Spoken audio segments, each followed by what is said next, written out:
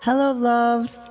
Welcome back to another episode of Awaken Your Authentic Self, the space where we return home to truth, to alignment, and to the remembrance of who we truly are beneath all of the conditioning.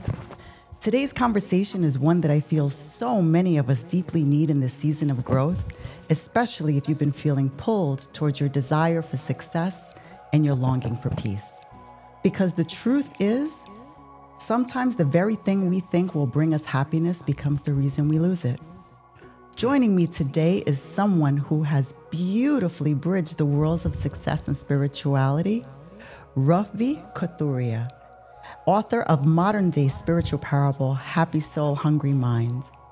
Ravi is not only a best-selling author and thought leader who's been featured in Forbes and Wall Street Journal, but he's also a vibrant teacher whose mission is to awaken the world to the truth that spirituality is simple, practical, and always accessible, no matter your beliefs or your background. In his work, Rafi speaks to the paradox so many of us live in, that our obsessive pursuit of happiness and outcomes can actually steal our lasting joy. Today, we'll explore how to shift from chasing outcomes to loving the effort itself, how to release our attachment to results and rediscover peace, presence, and purpose.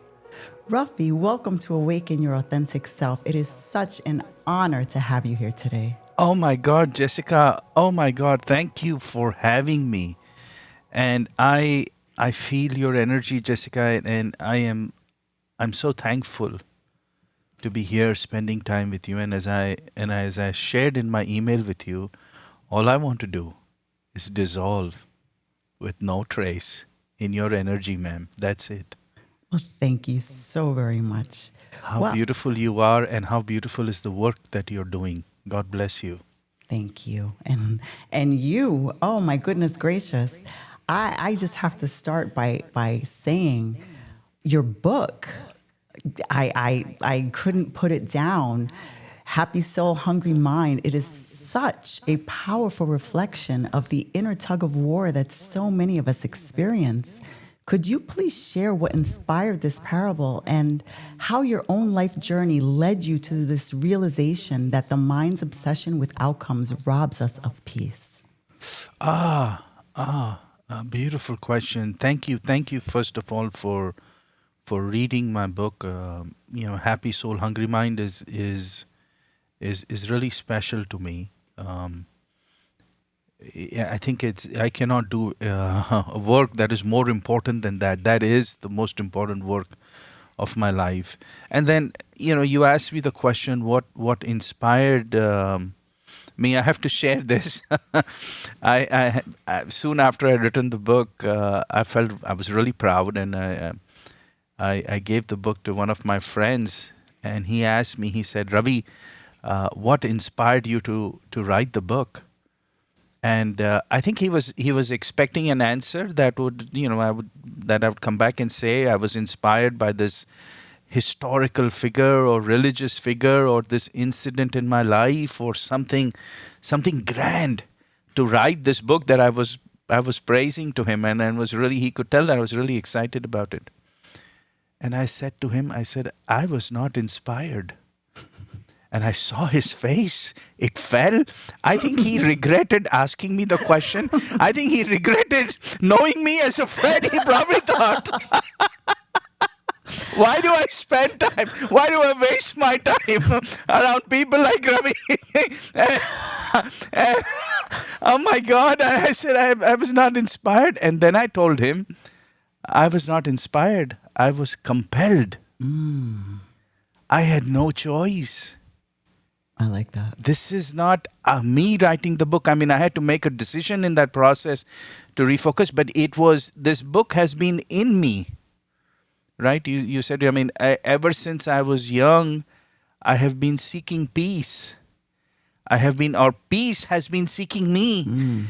And I have been asking questions all my life that the answers were not out there. I could not read something or listen to somebody.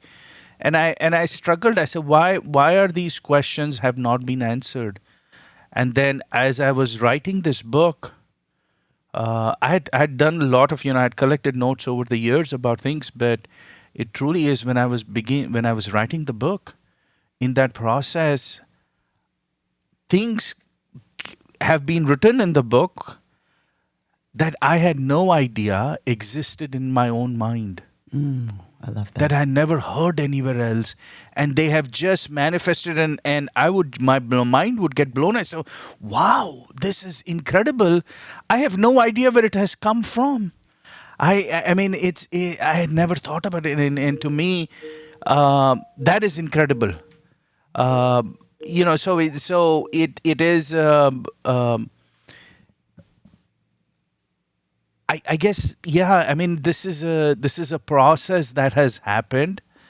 Um, I'm just I've just gone along with the ride. I cannot take ownership to say yes, I created this, I manifested this, has happened, and I realize it is so much bigger than even who I am.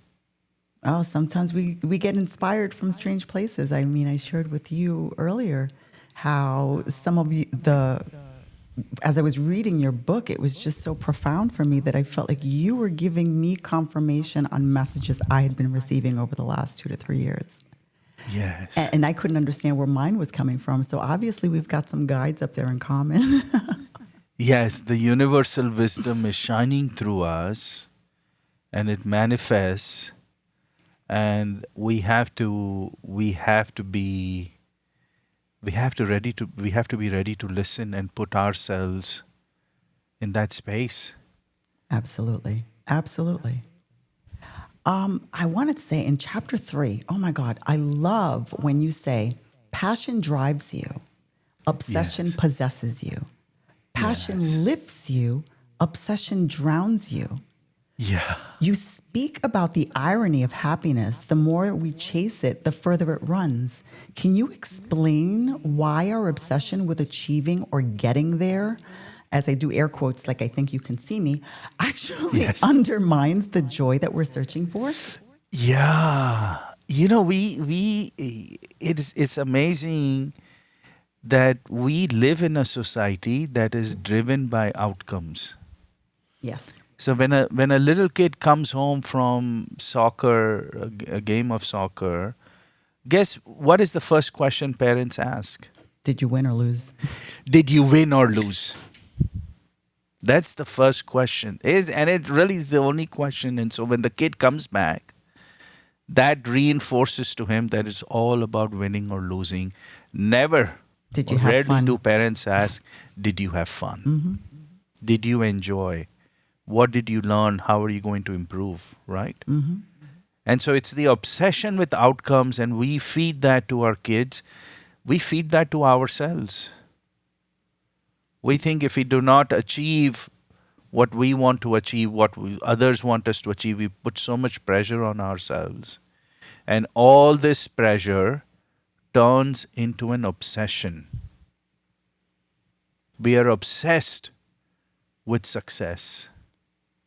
And when we become obsessed, we become slaves to the very things that we want to achieve. All right? I When you love become, that you say that because I recently just left my corporate job because that was slowly killing me. And my whole yes, reason, it's as I told my supervisor or my manager at the time when I left, I'm tired of being a slave to the flesh. yes, yes.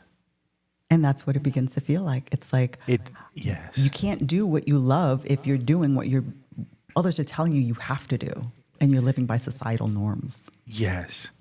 And many times, this obsession is self-created. We don't even realize when it turned into an obsession, and we lose objectivity.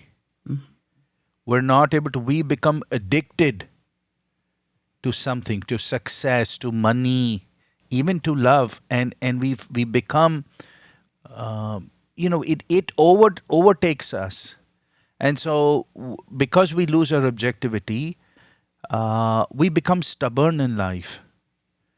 We become inflexible, And we lose the capability to find real solutions to our problems. If things don't go well, we get depressed, we get irritable, we get really upset because we're afraid that our obsession, that outcome that we have been seeking, will not come to fruition.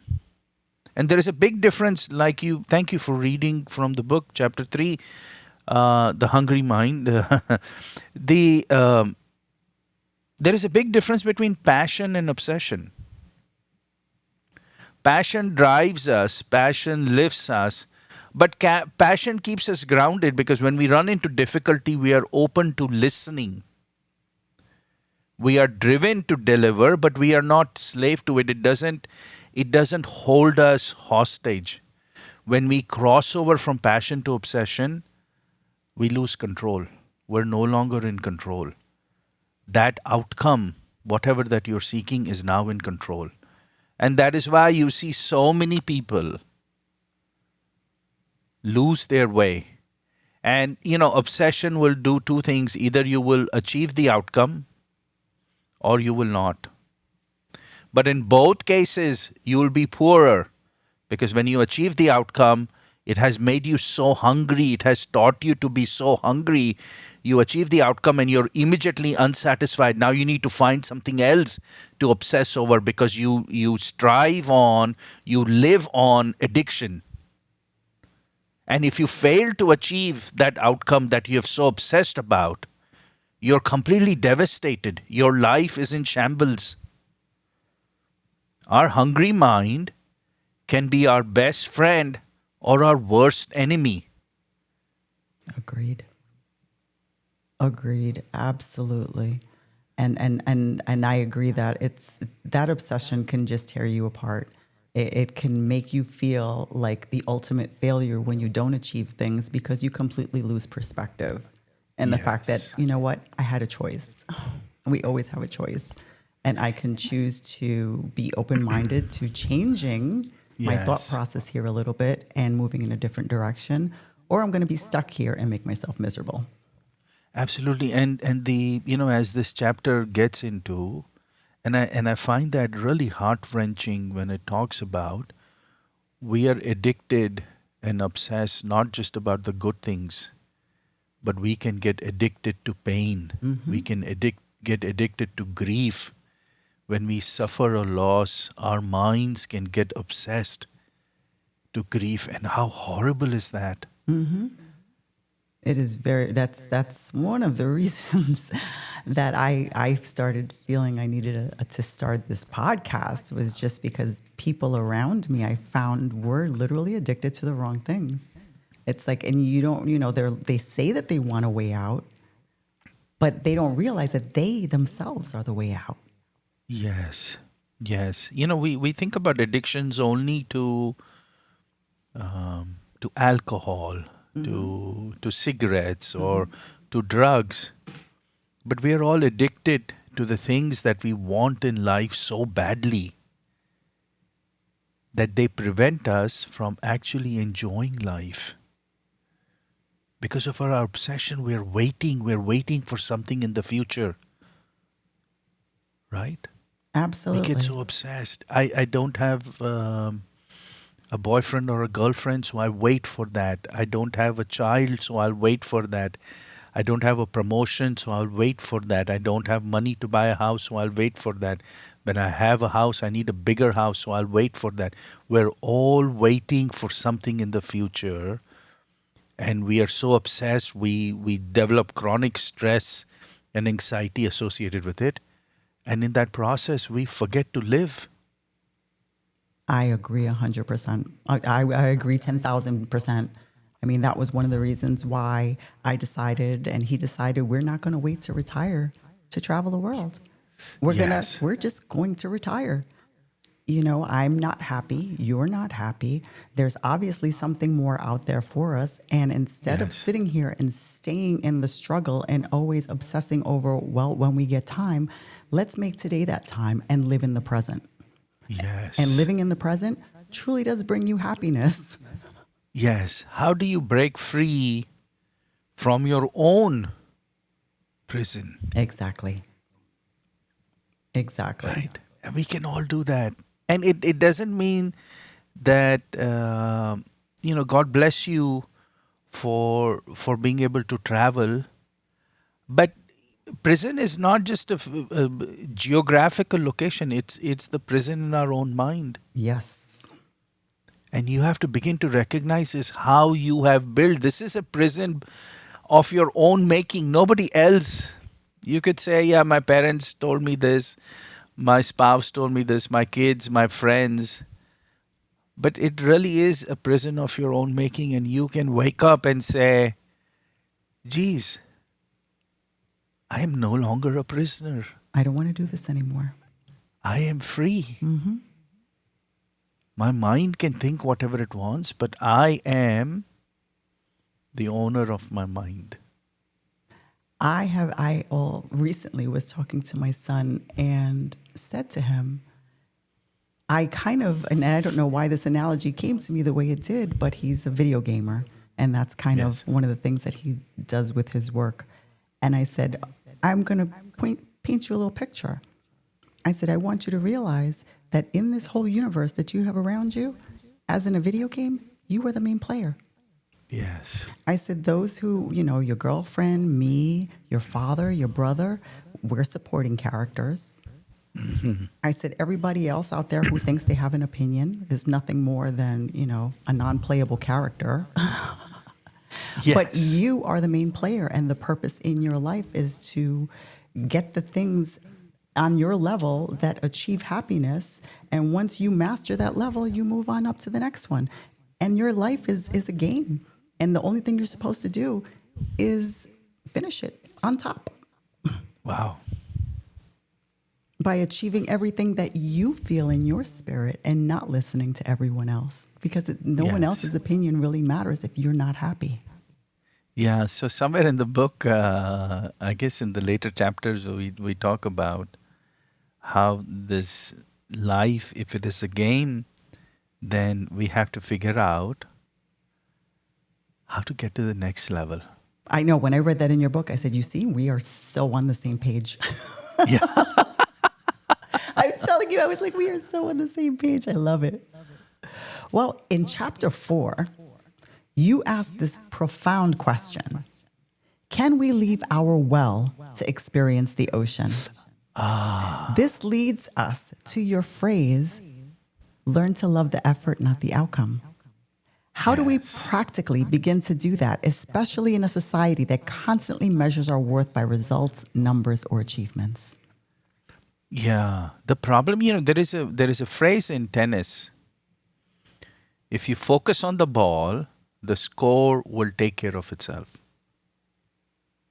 I like that. Most of us are only looking at the scoreboard, forgetting to focus on the ball, and the ball goes by, whizzes past us because we are so concerned about the scoreboard. We all have to think about outcomes, right? There is no action in the material world which is not driven by outcome. There is an outcome.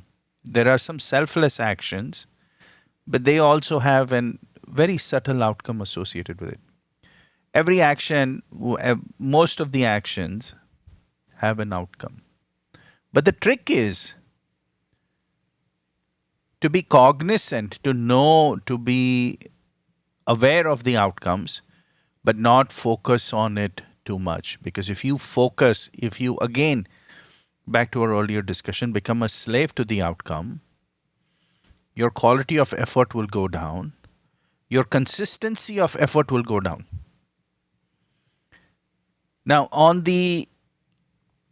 in a different approach to this, if you focus on your effort, if you truly enjoy your effort,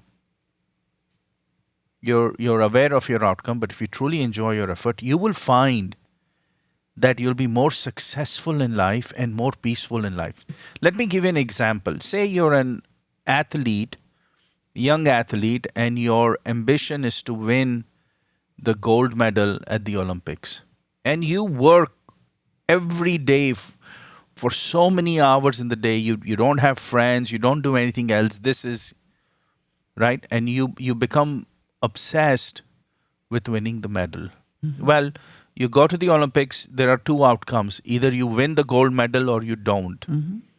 When you win the gold medal, after that you go, now what? You have a sense of emptiness. If you don't win the gold medal, oh my God, you've put your entire life into it. Now you're completely devastated, right? Mm-hmm. And you say, how do I deal with it?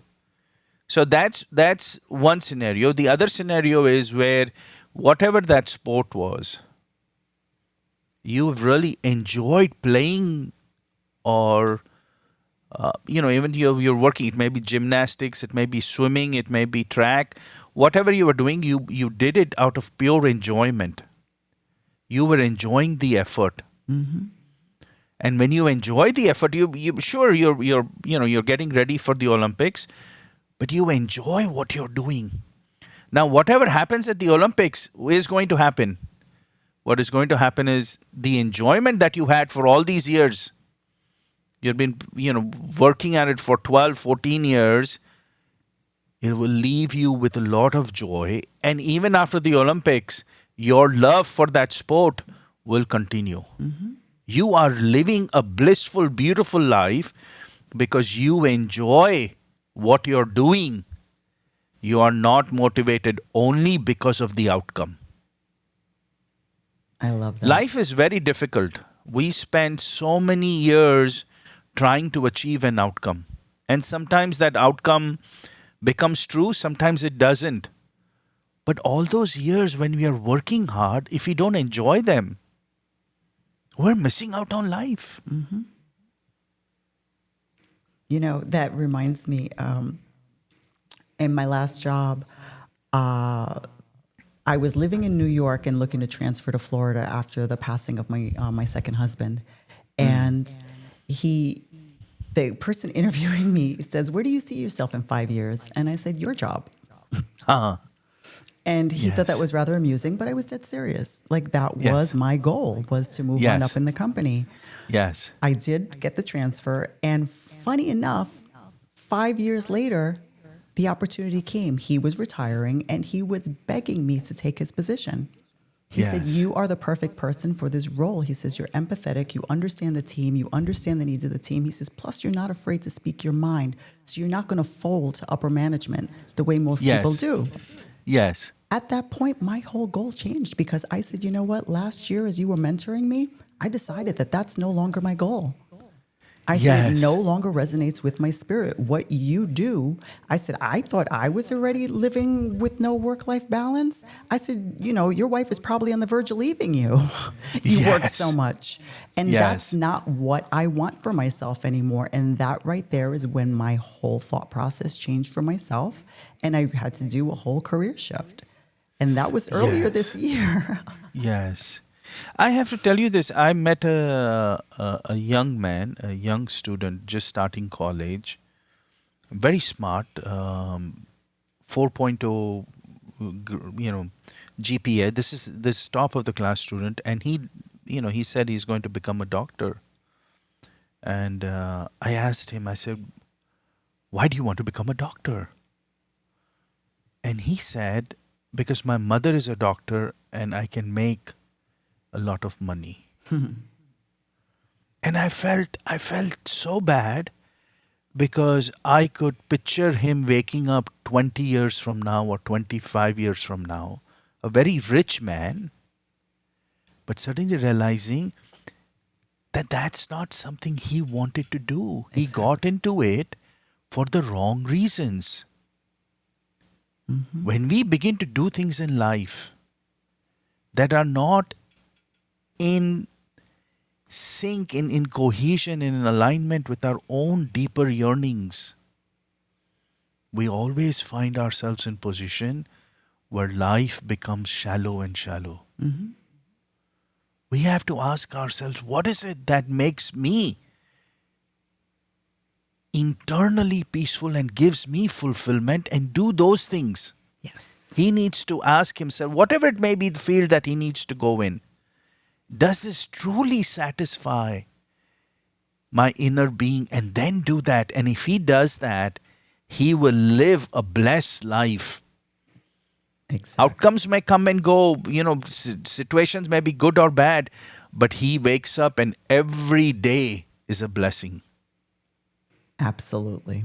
I love that. Absolutely agree. Well, you said that spirituality doesn't require belief in a higher being, that it's Yes. available to everyone.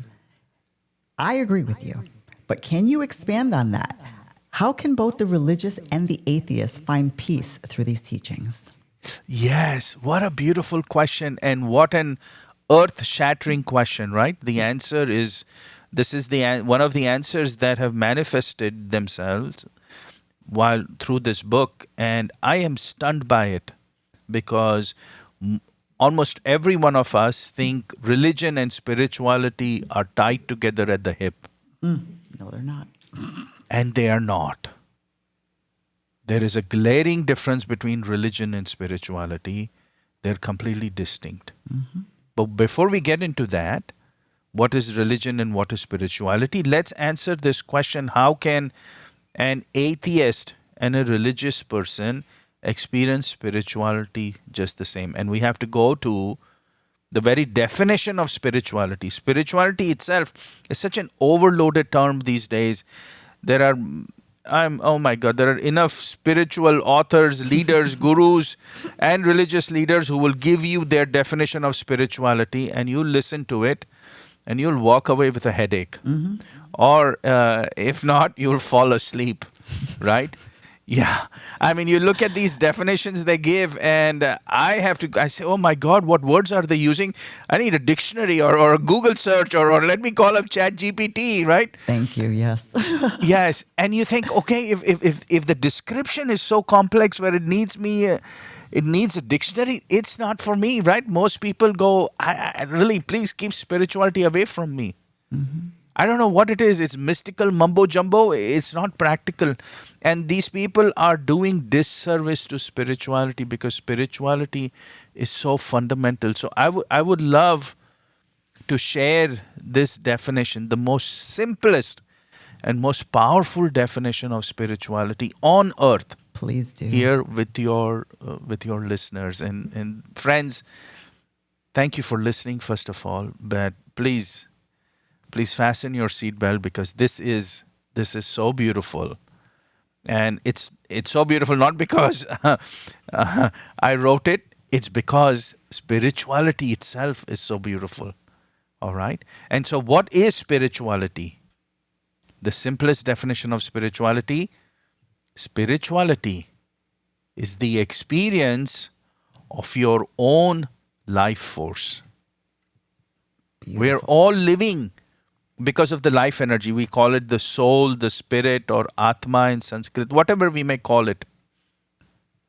When we experience our own soul, when we connect and unite with our own soul, that is spirituality. It's the most simplest definition. Nobody can come up with a simpler definition because that's what this is at its core. It's like the atom in physics. Now, once we understand the atom, this sounds like a simple definition, but the implications, the ramifications of this definition are incredible. And so we get to this question because in this definition, what is the definition? It's you and your soul. Yes. It did not talk about religion. It did not talk about God. It did not talk about beliefs. It did not talk about faith. It did not talk about anything. In fact, it did not even talk about you as in a qualifier for you. It did not say you have to be a man or a woman or a transgender. It does not say that. You could be any you. It doesn't say if you're a priest or a sinner. You could be a saint or a sinner. It doesn't. It's just you and your life force. You could be gay, you could be straight, you could be any sexual identity. It does not matter. You could be rich or poor. You could be the president of a country, you could be a soldier. It does not matter whether you're in Spain, whether you're in Asia, whether you're in America, or you're in the Amazon rainforest and have never, ever been exposed to the modern world. Everyone can experience their sales for their life force. It is really between you and your life force. You do not need anybody's blessing. You do not need anybody's permission. Your life force has been with you since the day you were born. Spirituality is in your DNA. Religion is a choice. You can say, I follow this religion, or I don't follow this religion, or I follow the next religion, or whatever. That is a choice you make. Spirituality is in you. It is in your DNA. Something you feel. You have this ability to experience your life force. Absolutely. You feel it. You feel it within you, like it's something that was just innate in sleeping, and like you woke a sleeping Yes. dog. Yes. It awakens you. You know, I use this example. I say, spirituality is like swimming. Every human being on earth has the ability to swim. It doesn't mean everybody knows how to swim, but they have the ability. If they learn, they can swim. Spirituality is the same way. It is there in every human being. It doesn't matter what you believe or what you do not believe. And I can get into that. Your belief is not leads you to your spiritual experience. What you believe has no impact on your soul. Your soul does not care which religion you follow. Friends, think about that. Let me repeat that again. Yes, please. Your soul does not care which religion you follow.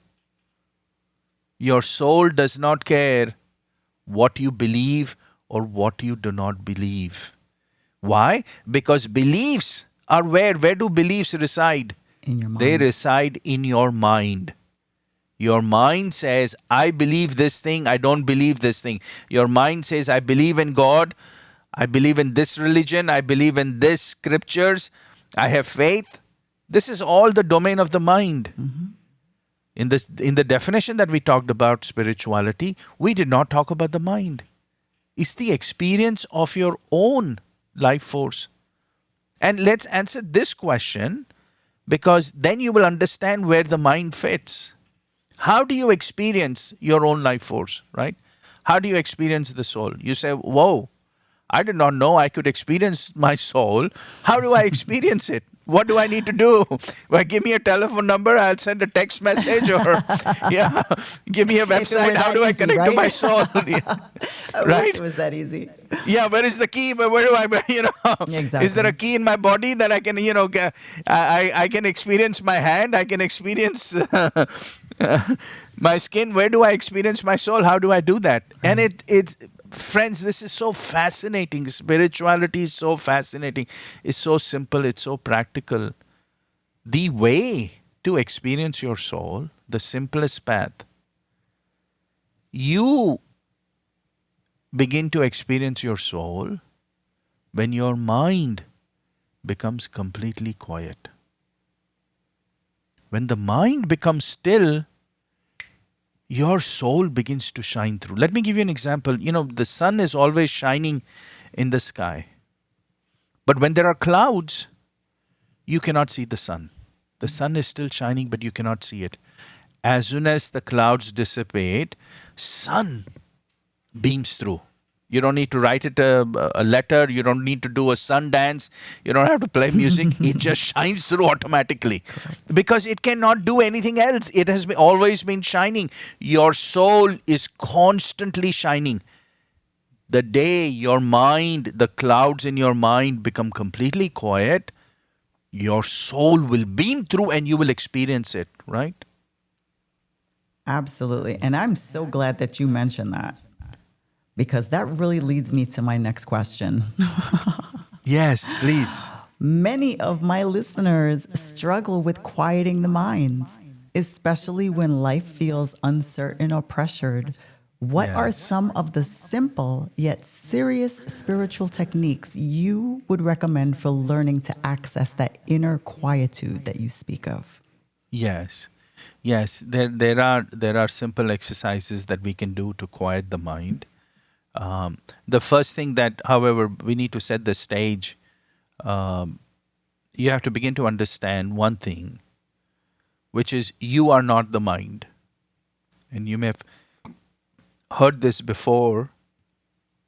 So if you recognize you're not the mind, then the question is, if I'm not the mind, then who am I? You are the owner of the mind. You're not the slave of the mind, you're the master of the mind. And so you have to start becoming mind aware, okay? Meaning you are able to now begin to experience and say, and so when people say, I am angry, I say, no, you're not angry. Your mind is angry, right? You say, I'm in love. You say, no, you're not in love. Your mind is in love. Okay, so what it does is it gives you a little perspective. It puts a little distance between you and the mind. And then now let's talk about specific exercises. One exercise that I like to recommend is, every day after you finish your work or whatever, before you sit down for dinner, spend some time, maybe 10, 12 minutes, just to sit down somewhere without distractions. Be comfortable. Put your phone down, please, and just sit. And what is going to happen is your mind is going to begin to think about everything that has happened to you that day. You don't even have to tell it, it will immediately start doing it. And you do it. I call it a mind purge. Sometimes I even call it the recliner exercises because I sit and do it in my favorite recliner, right? I'm comfortable. I like that. It's in my bedroom and nobody's there. And I sit down. But really, I'm giving the mind a chance to purge. We eat food every day and then we need to digest the food and then throw out the waste the following day. Our mind is eating impressions. It's consuming all the events and things that are happening the day, but we do not allow it time to digest. And going to sleep does not give the mind time to digest. What it does is it will take it and begin to start burying it in your subconscious, and it lays there for a long time, and sometimes then it will surface. So what you want to do is every day just sit down and let your mind digest. And it's uncomfortable at first till you get a habit of it.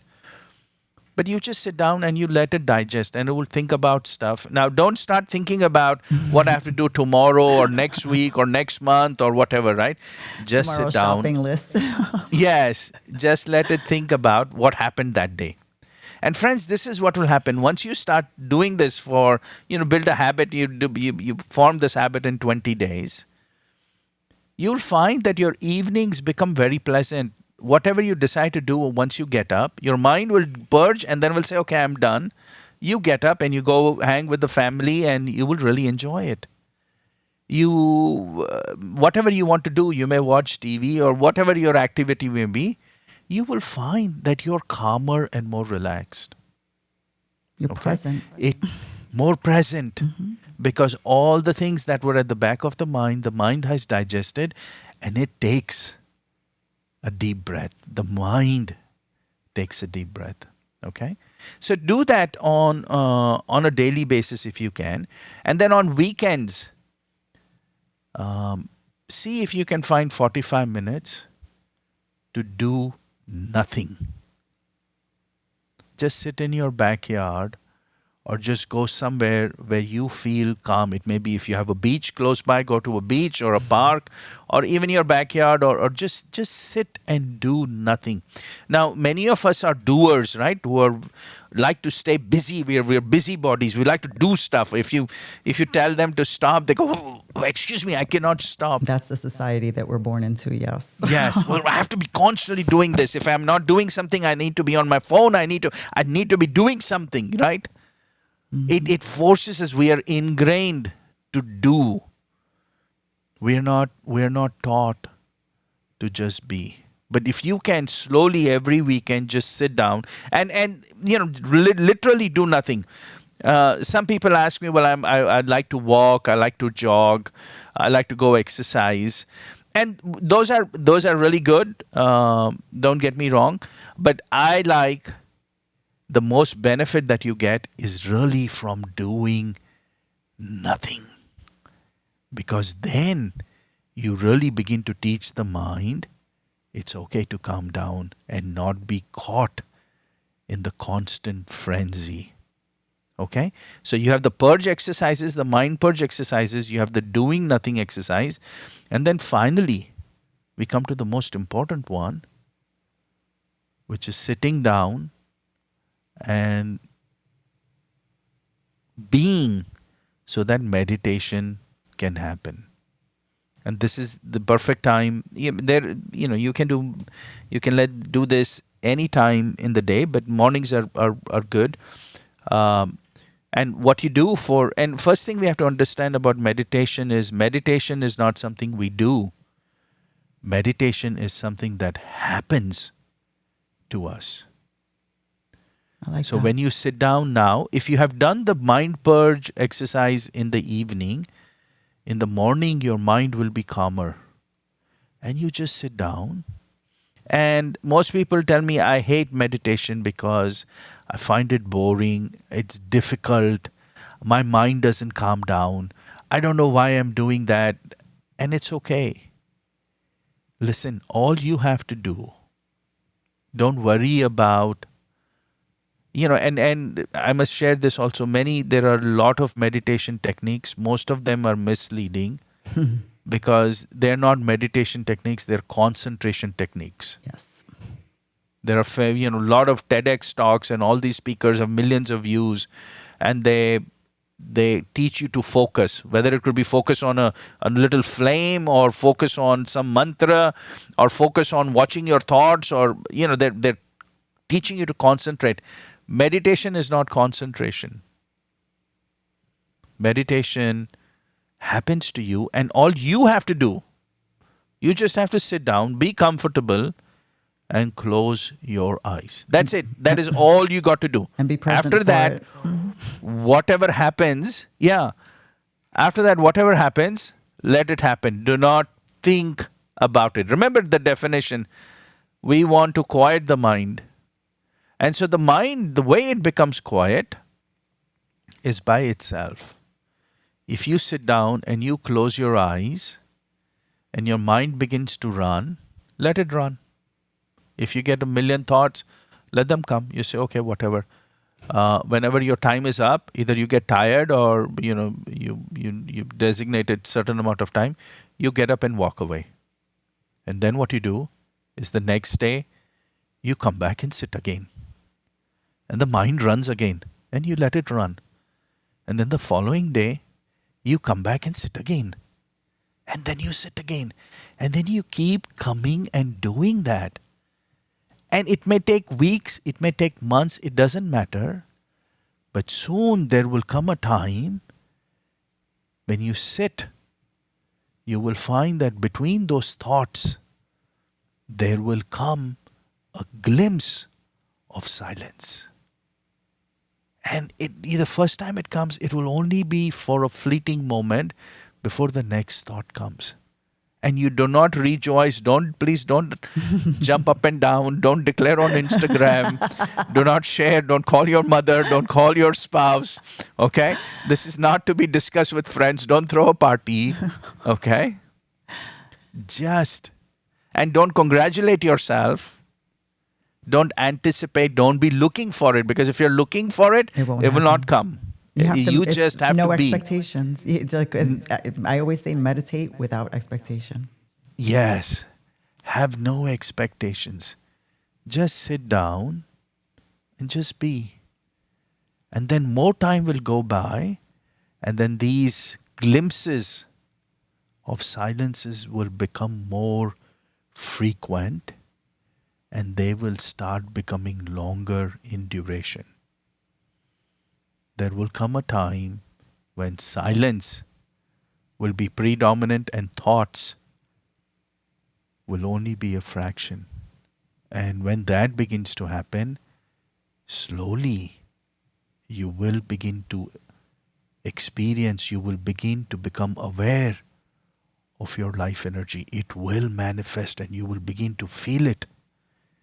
And that peace within you will become stronger. You will begin to experience that inner happiness and inner bliss, and you will open your eyes and you look at the same world, same problems, same people, everything same, and suddenly you will still feel so beautiful.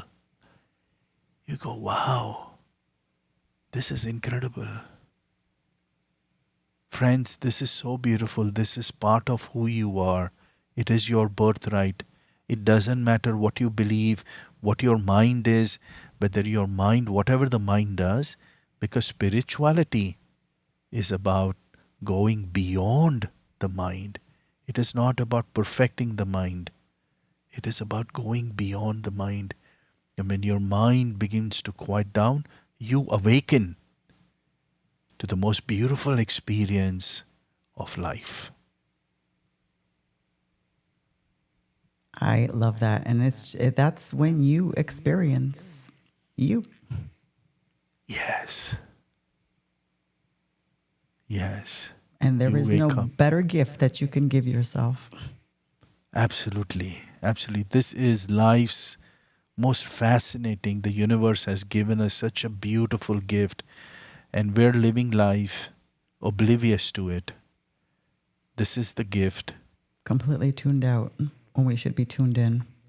Yes. And realizing that if you took the moment or the couple of moments that it would take to tune in, everything else just becomes natural. You know, because like you say, going for a walk, your mind, you're still focused on something.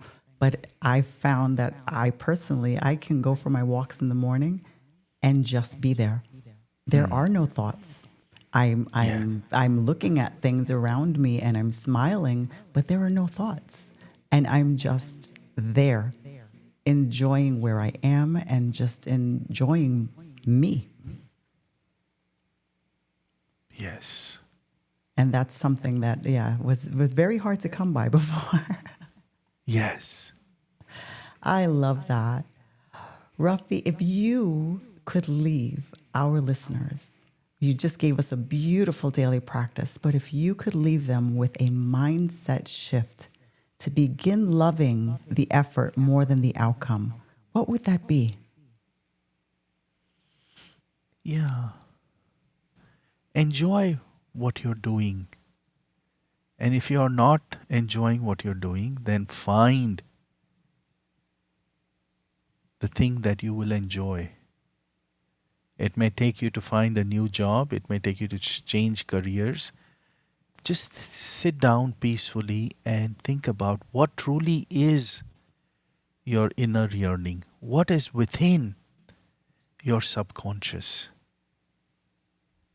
Listen to your subconscious. And then make sure that whatever work you do, however you spend your life, is aligned with your inner yearning. Because if you do that, you will be the most happiest person, the most successful person. You will be the best movie star. You'll be the best scientist. You'll be the best author, the best singer. You'll be the best mother, the best father, the best brother, the best sister. You'll be the best mother-in-law.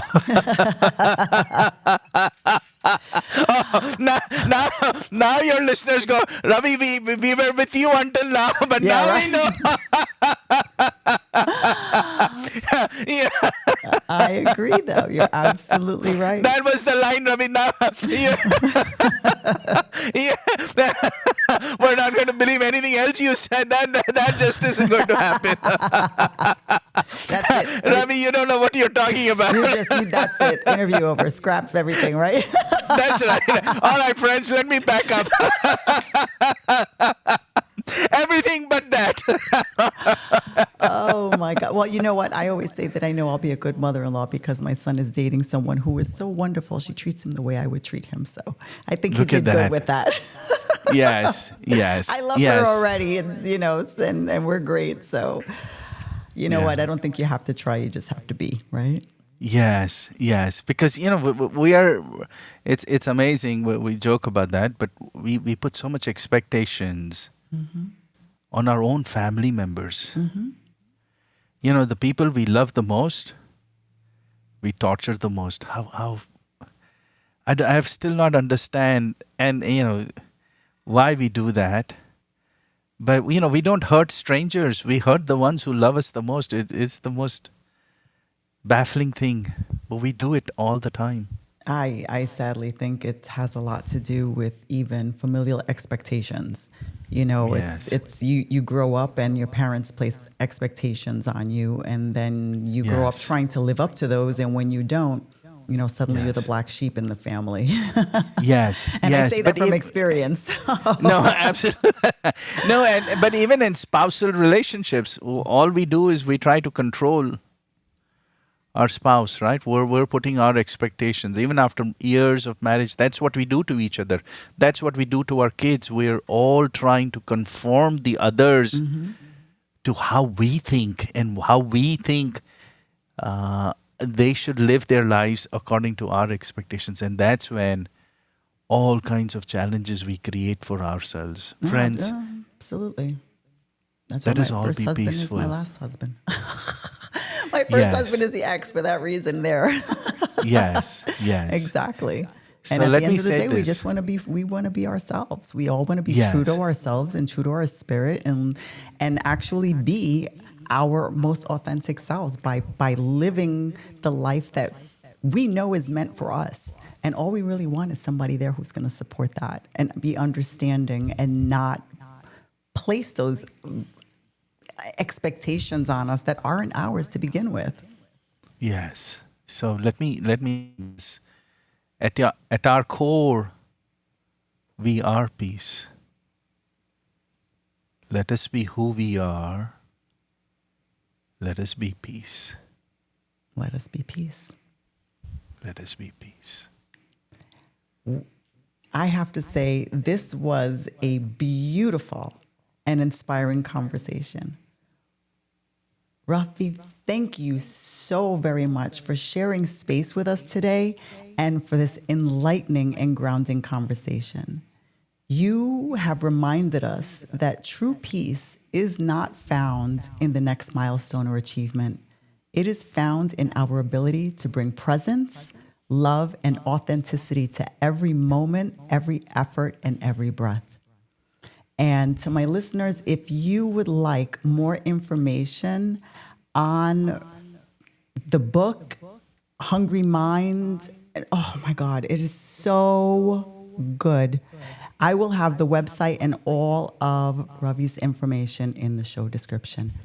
Thank you so much, Ravi. No, thank you. Thank you. No, I appreciate you, Jessica. Thank you so much. I hope your listeners will reflect on our discussion today. Thank you for allowing me to share that.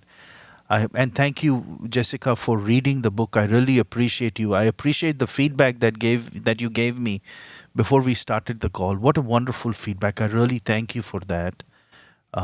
Made me feel very good. Thank you so much for reaffirming those. And I would encourage your listeners to read the book, or if they want to save money and not buy a copy, then go to YouTube. The entire audiobook is available on YouTube. Happy Soul, Hungry Mind, under the my channel Spirituality Within.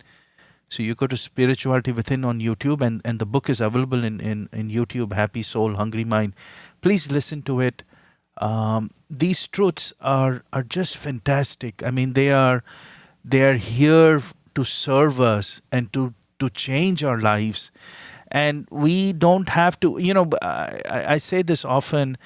I cannot sell you spirituality, because spirituality is there in you. It is part of who you are.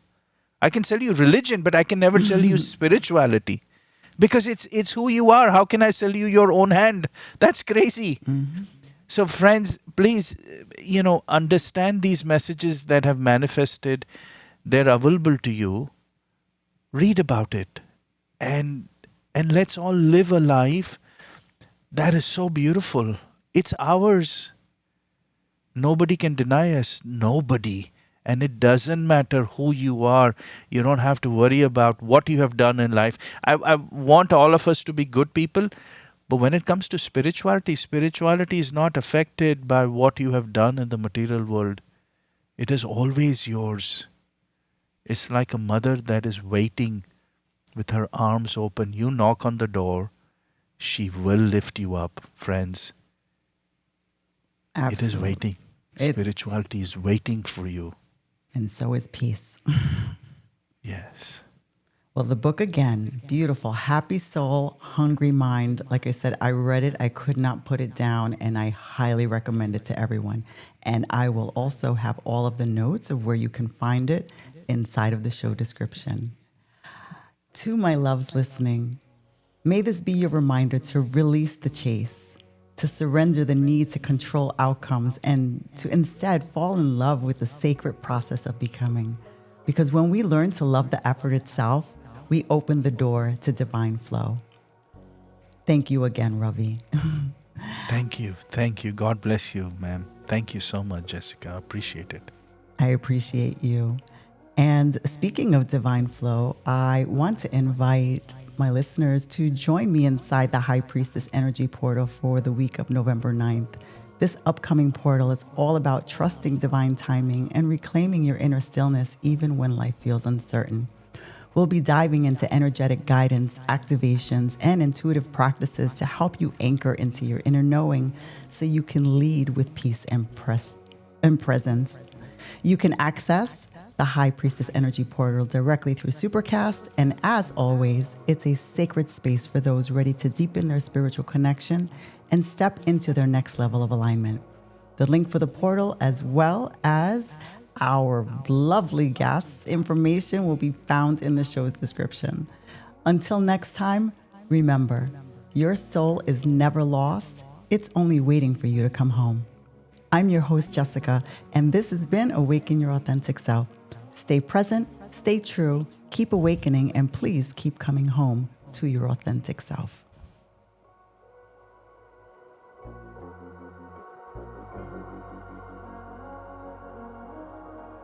All right.